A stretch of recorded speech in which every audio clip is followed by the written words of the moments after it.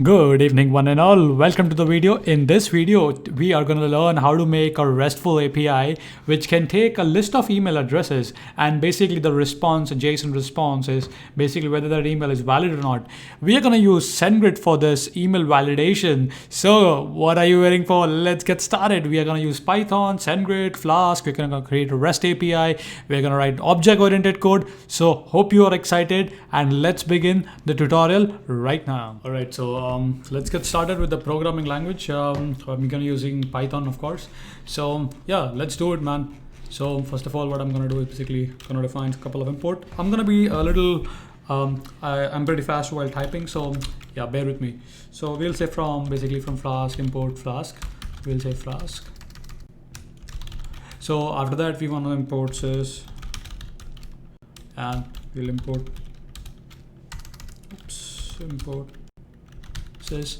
After that, I'm gonna say import request, import JSON, then from Flask import, and we're gonna say request, and the last thing we need is basically from Flask RESTful.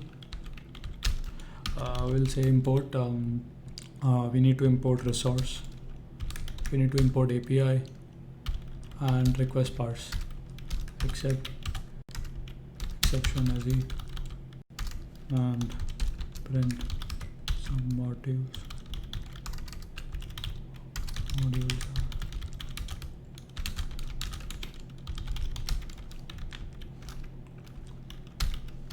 Perfect. Okay, after that, okay, so after this, what I'm going to do is basically I'm going to define my app instance. I'm going to say, of course, Flask. I'm going to use vendor name. Okay, so app is created, API takes an app. Okay, done, perfect. Now what we need to do is basically we have defined our app, we have defined our API route. I think one sec. Okay, so done that. Now we'll basically define two global variables that is going to take an environment variable. So those global variable would be SendGrid a token, and another global variable would be basically we'll define the endpoint for the email validation. So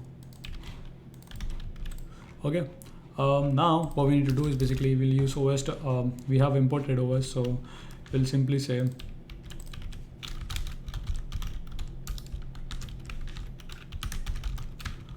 okay, that's done.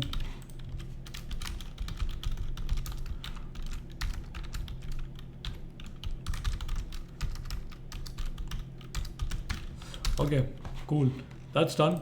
The next step is basically we actually are gonna define a resource object. So class email application. So we are defining a REST API. Actually I don't need, yeah, I need a constructor because I'm gonna, yeah. So this will take a parameter called as emails, which is gonna be a list of email addresses. And I would simply say parser.parser. Okay. Then I'm gonna say define a get request inside a try catch block, exception as e. If there is any exceptions,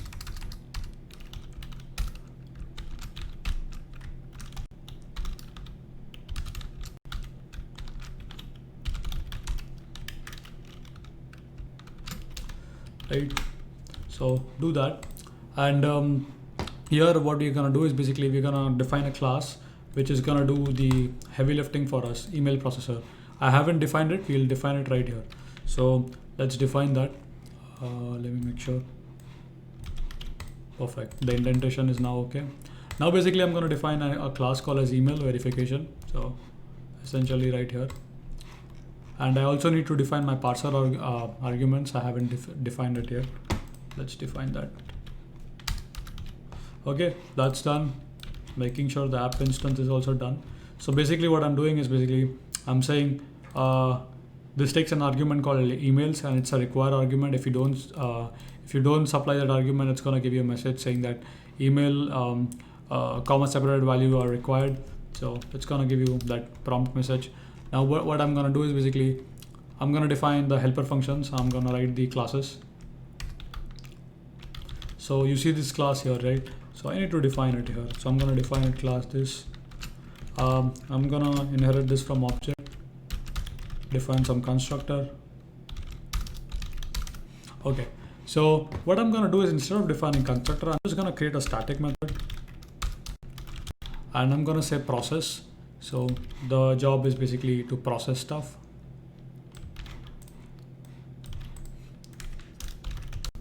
So this will take emails, right?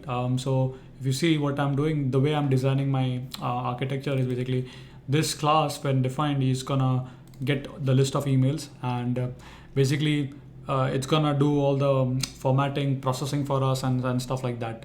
So let us do that.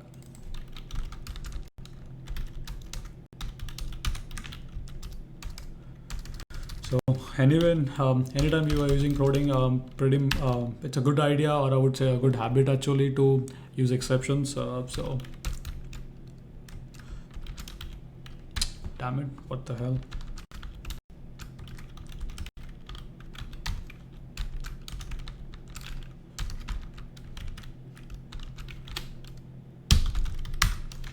Okay, perfect. So now here what I'm going to do is basically first of all I want to do some validation. So I'm going to make sure that the user passed an email address, because you can do something stupid, right? So I want to say if email is none. So I'm doing some kind of a validation. So if this email, if email is none, or let's do reverse, if email is not none.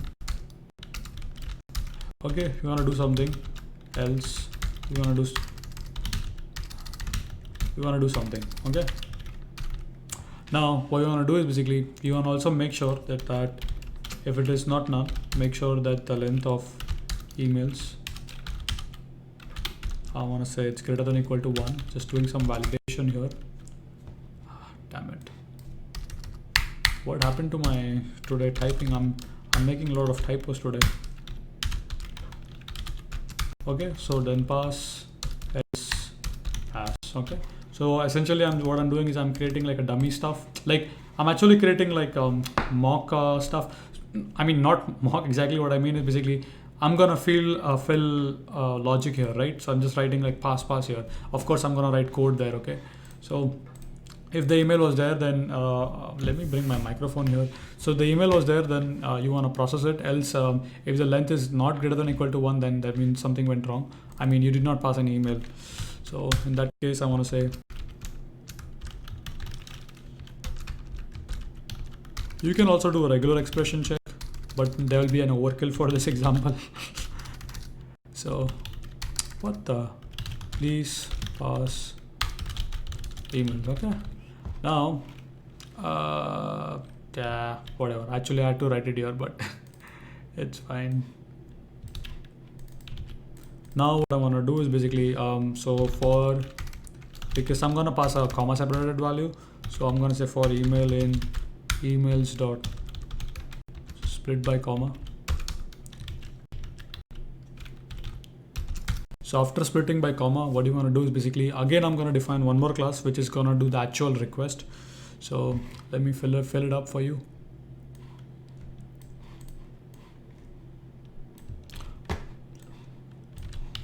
Okay, so what I'm going to do is basically I'm going to define a class called as email, and that email basically will take one email, it's going to make the request, and then basically it'll give a response, right? So that response I would append in a list here, and at the end when all the emails are done, I'm going to return the entire JSON response, right? So I'm doing like dict, zip, you know, simple stuff. Basically I'm converting it into a dictionary.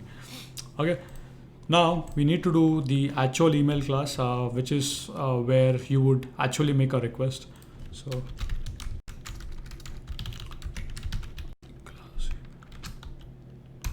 I'm gonna say object. Okay, I'm gonna use slots also here to make sure that no attributes can be added at runtime. Some good programming practices. Okay, we'll define some constructor here. Remember, hold on, let me do that. So defining some constructor here. I forgot to that indent that a bit. Okay, so I've defined slots, basically headers and URL, which is gonna come from the environment variable right here.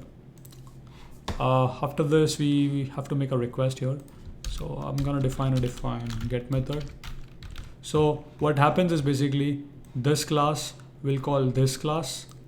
This class will split each email by comma, and for each email it's gonna call the email class, which is this, which is actually gonna do the work for the SendGrid stuff. All right, so as usual, try pass except exception. Oops, there's a typo there. Except exception, there's the pass. Okay, here we'll define a payload first of all.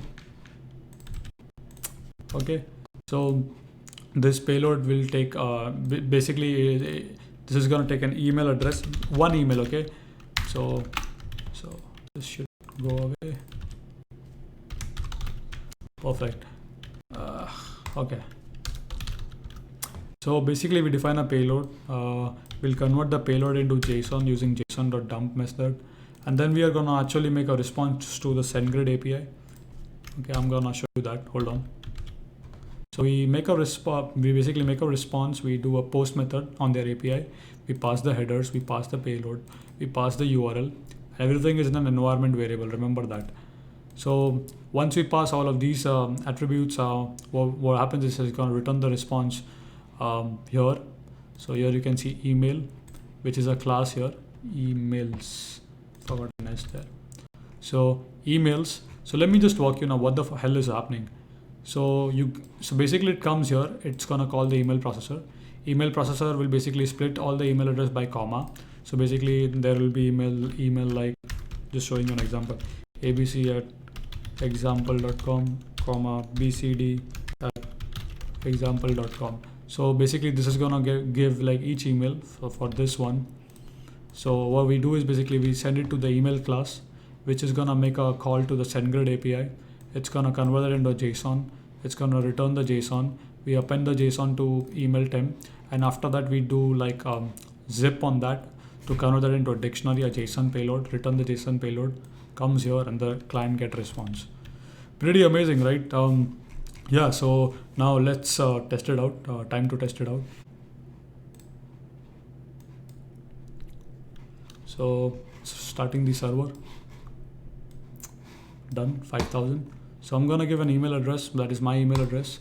We're gonna make a request, and using SendGrid API you can see the domain validation, email validation, the score, and all of that. Pretty cool, right? So the entire source code is there in the description as an open source. So yeah, kindly download the code, play with it, do whatever you want. And if you have any more questions, kindly list your questions. Sorry for the background music.